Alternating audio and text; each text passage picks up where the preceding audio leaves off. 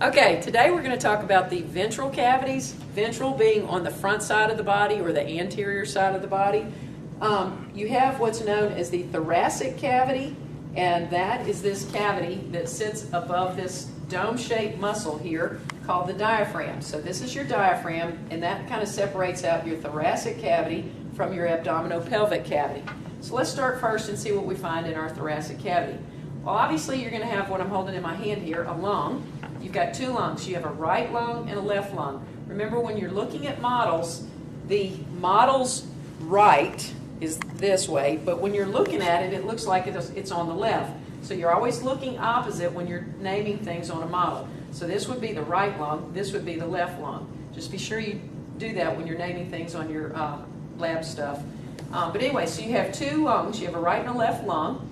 And each one of these lungs sits inside of a smaller cavity known as the pleural cavity. So you have a right lung which sits inside a pleural cavity, right pleural cavity. You have a left lung which sits inside a left pleural cavity. Then you have another cavity here that surrounds the heart. That's going to be known as the pericardial cavity. Inside the pericardial cavity, you're going to have the heart. And then just above the pericardial cavity and in between the two pleural cavities, you have a cavity known as the mediastinum. In the mediastinum, you're going to have all these vessels coming off of the heart. You've got this big red one that comes out. That's the main artery that comes off the heart. Remember, an artery is going to carry blood away from the heart. A vein, these blue ones right here, are going to carry blood back towards the heart, but we'll get into all that later.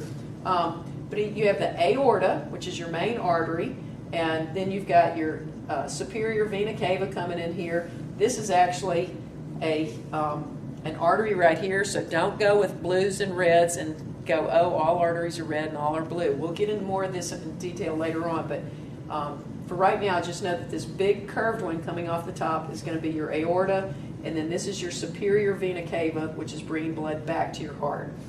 But in this mediastinum, you're also going to have the trachea, which is commonly known as the windpipe. The trachea is going to bring air from both your nasal cavity and your oral cavity. It's going to go down this windpipe, and you can always feel it right in the front of your throat because it has little ridges.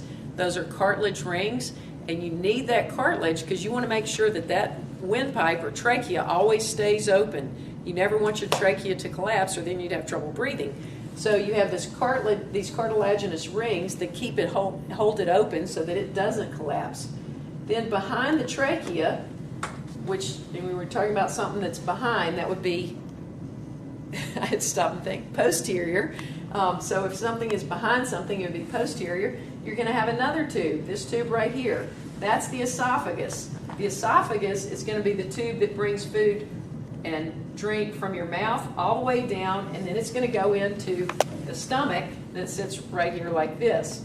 So the esophagus runs food from your mouth all the way down to the top of your stomach. So that's that tube. And remember that the esophagus is posterior to the trachea, and you can always tell the trachea because it has those cartilaginous rings which maintain its integrity to keep it open, so you never want it to collapse. Also, notice that this trachea is going to split. And when you get right down here, it comes down and then it splits into two main divisions. We call each one of these a bronchus. You have a primary bronchus on the right and a primary bronchus on the left. Together, you would call those bronchi. And then each one of these bronchi is going to split into smaller and smaller divisions that go all throughout the lung. They're just kind of fingers that split up there like a tree, going all throughout the lungs so that you're delivering gases and picking up gases from all parts of the lungs.